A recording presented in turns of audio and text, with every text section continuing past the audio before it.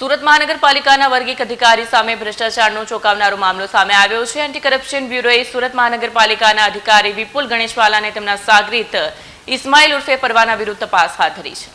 સુરત મહાનગરપાલિકાના વર્ગ 1 અધિકારી સામે ભ્રષ્ટાચારનો ચોંકાવનારો મામલો સામે આવ્યો છે। સુરત એસીબી નિયામક આર ચૌધરીએ જણાવ્યું હતું કે વિપુલ ગણેશવાલા પર લાંચ લઈને ફરાર થઈ જવાનો ગંભીર આરોપ છે। તેમના પર 4 લાખ રૂપિયાની લાંચ લઈને ગાયબ થવાનો આરોપ છે। એસીબી દ્વારા રકમની વસૂલાત પણ કરવામાં આવશે તેવી માહિતી આપી છે। ચોંકાવનારી વાત એ છે કે 1.60 લાખ માસિક પગાર ધરાવતા વર્ગ 1 અધિકારીના બેંક લોકરમાંથી મોટી માત્રામાં સોનું અને ચાંદી મળી આવ્યા છે, જે તેમની કમાણીની સામે અસંગત હોવાથી એસીબીની શંકા વધુ પ્રબળ બની છે।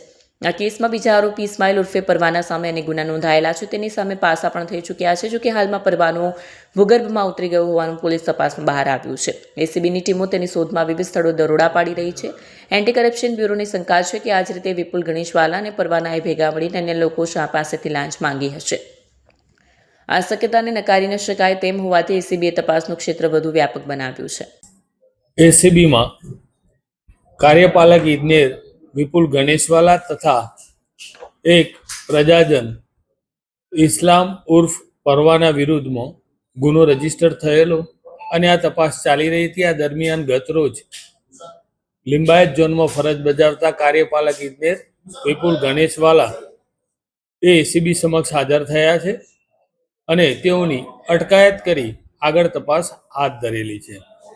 આ કામના આરોપી પરવાના તથા આ ગણેશવાલા એ લગભગ સતત છેલ્લા ઘણા સમયથી આ સેમ એમોથી આવા ગુના આચરી રહ્યા હોય એવી સંભાવના છે। એ મુદ્દે તપાસ ચાલે છે। તેમજ આ કામનો જે સહ આરોપી છે ઇસ્લામ ઉર્ફ પરવાના, એની વિરુદ્ધમાં અલગ અલગ પોલીસ સ્ટેશનોમાં કુલ મારામારી અને ખંડણી જેવા બીજા અન્ય 6 ગુનાઓ પણ રજીસ્ટર થયેલા છે અને એમાં એ પાસા પણ ભોગવી ચૂકેલો છે।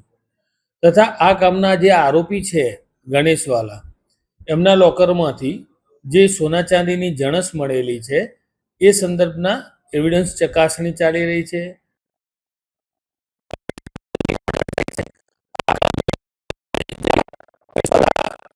જે ઇન્સ્ટ્રુમેન્ટ મોબાઈલ આ યુઝ કરતા હતા એની રિકવરીને આ બધી તપાસ પણ બાકીમાં છે અને આ તમામ મુદ્દાઓની તપાસની છણાવટના અંતે જે કોઈ પર પરિણામો મળશે અમે આપને જણાવીશું।